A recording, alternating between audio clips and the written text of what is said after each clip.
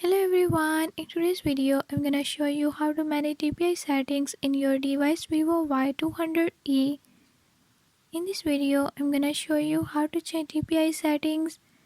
If you don't want to miss what's coming up, hit the subscribe button and ring the notification bell. Make sure to watch complete video and learn how you can do it.